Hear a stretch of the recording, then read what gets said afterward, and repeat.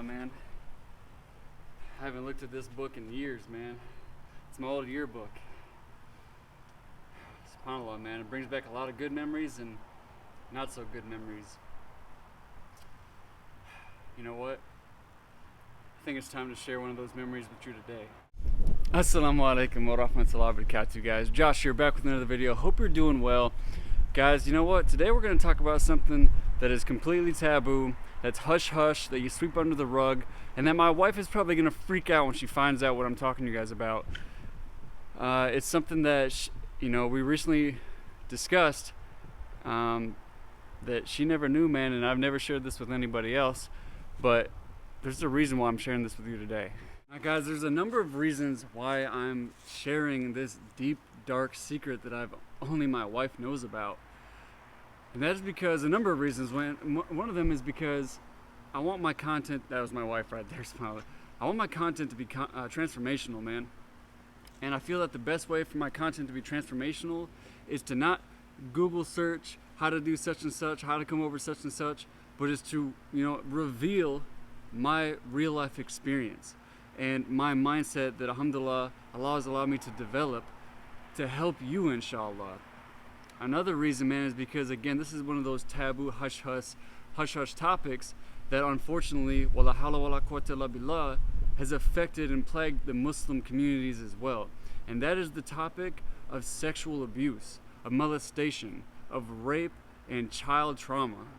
Yes, I know my tripod is in the background. I leave that there so you guys can actually get a behind the scenes look of how I actually shoot my YouTube videos. But man, like I've said many times, I want to be the go-to source for all things mindset, marriage, and the Muslim struggle, the Muslim revert struggle in specific and in particular, man. And if I'm going to talk about mindset, man, it's not about when things are hunky-dory and, life is just kumbaya. We got to talk about the real-life situations that we go through, man.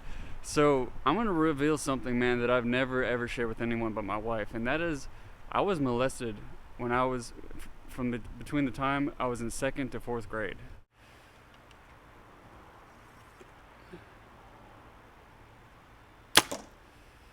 Now I can already picture it now. Some of you doofus, insecure trolls are gonna be commenting, "Makes sense, bro. Look at your Prophet Muhammad sallallahu alaihi wasallam and his marriage to Aisha." Before you start talking that friggin' ignorance, dude, and just regurgitating other people's stupidity, maybe you should go back and do a little bit more research and use your own brain. Now, with that being said, again, guys, this is something that took place between the time I was in 2nd grade till I was in 4th grade. Now, all praises for Allah, I wasn't molested in the sense that this man did not actually rape me. However, he was the gym teacher, he was the Boy Scout leader, wala hawla wala quwwata illa billah, and he did this to many, many boys. Allahu alam if he actually raped physically other boys, but alhamdulillah, he didn't take a specific interest in me, Al-Hamdulillah. But basically, when we were in swimming class, he would, he would grope us while we were swimming. He would fondle us. He would do many, many things, man. And alhamdulillah, Allah put it in my heart from day one. I was like, this is different. This can't be right. I was a kid. I didn't know no better. But at the same time, Allah put in my heart, like, this can't be right. Why do you keep touching me? Why you keep putting your hands on me? Why are you getting undressed in front of me? And all types of other things, man. But the reason why I'm sharing this, guys, again, is because we need to deal with these issues, man. We don't just sweep them under the rug, right?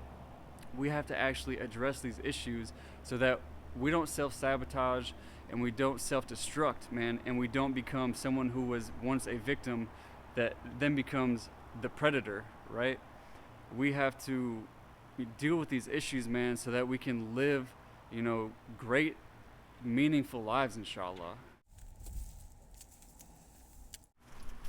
I had to throw on the hoodie, man. It was starting to get a little bit cold outside, man, but guys, you can't let this define you, right?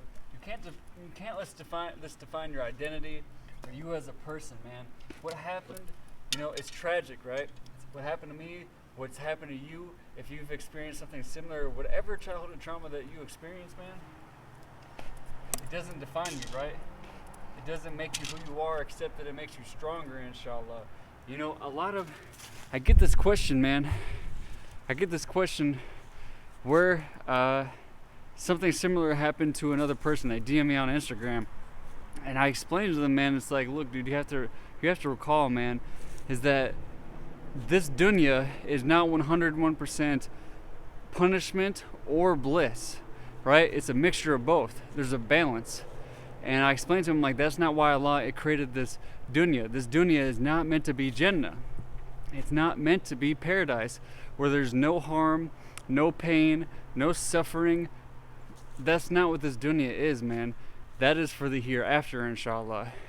So we have to keep that in mind. It's like, dude, imagine what your reward is going to be like with Allah subhanahu wa ta'ala, man, for the sabr that you had upon this calamity, right? And no doubt, keeping Allah in mind, Allah is the greatest of judges, right? He's the greatest of judges, and He is sufficient, as you know, in taking His slaves into account, man. So whatever this person did to you, or these people did to you, know for sure that you will see them again on Yawm al-Qiyamah, and they will answer for what they did to you. Speaking of sabr, guys, Yani, some of us have this misinterpretation or misunderstanding of what sabr actually is. Sabr doesn't mean that you need to be an emotionless robot, man, and that you just need to suffer inside, right, and suffer in silence. That's not what sabr is, man. So it's my recommendation to you, man, my encouragement to you, talk about it, man. Find someone who's trustworthy, someone who's a specialist, someone that has knowledge of Islam as well, inshallah subhanahu wa ta'ala, and even if not, someone who's a specialist in their field with regards to childhood trauma and the things that we've discussed already. Because, dude, you need to talk about it, man. You need to air it out. You need to get it off your chest. And inshallah, it's going to be therapeutic, man. Don't let it own you. Own it, inshallah. Don't let it define you, man. As I always say, life happens for you and not to you. A couple of recommendations, man. Check out this link wherever it is up here. It links to a video I did with a brother regarding how we should interpret it, the events that happen in our lives. Good, bad, indifferent, you know, how we should interpret the events of our lives, man. I think you'll really find it helpful. In addition to that, I'm going to link down below, if I can find it, Muhammad ibn Munir. He doesn't pay me. I'm not sponsored by him. I don't have any type of negotiation with him. He don't even know I'm doing this. But he offers services like this, man. This type of counseling, inshallah, and he's very knowledgeable, Alhamdulillah. So if it is something that you're going through and you want to speak with someone and you want to speak with someone who is credible, check out the link for Muhammad ibn Munir. Again, I'm not sponsored. He ain't paying me. This is just because I find him to be a trustworthy brother and Allah knows best, and I think he will help you, bidnillah subhanahu wa ta'ala. Now let's smoke this target, shall we? Bismillah.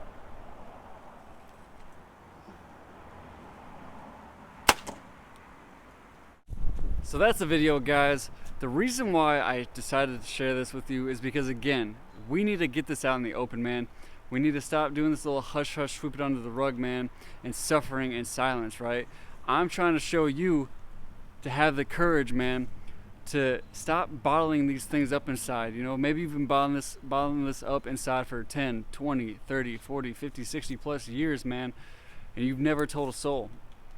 And it eats at you every single day, and it's on your mind every single day, and it traumatizes you every single day, and it's like an anchor, right? You ever look at a ship? Look at the size of the ship compared to the size of the anchor, right? Is the anchor, when the engineers, when they're building an anchor, right? Are they building it and designing it to be the same exact size and specifications as the ship? Or is it just a small portion in relation to the size of the ship? Think about that, right? And yet and still, that little itty-bitty anchor compared to that ship can weigh it down and keep it from moving forward. And that's exactly what this trauma is, right? This trauma, I'm not trying to belittle it, but I'm saying in relation to how great of a person you are, how much potential you have, right? How much potential you have for fulfillment and happiness and joy and success in your life. dude, the comparison between this little thing that happened in your life compared to you being this big, bold ship that is meant to travel, you know what I'm saying? Hopefully you guys are getting the what I'm trying. Are you picking up what I'm putting down, man? It's final love. Hopefully you guys are getting the point, right? You gotta be able to let this go, man. Lift that anchor up, pull it up into the ship, and set sail, man. All right. So hopefully that's been helpful to you guys. Jazakallah khairan, barakallahu fikum as always. Thank you so much for watching, man. You guys are the best. I appreciate you, each and every one of you. As always, start worrying about yesterday and start worrying about tomorrow. Make today great, and I'll see you in that next one. Peace.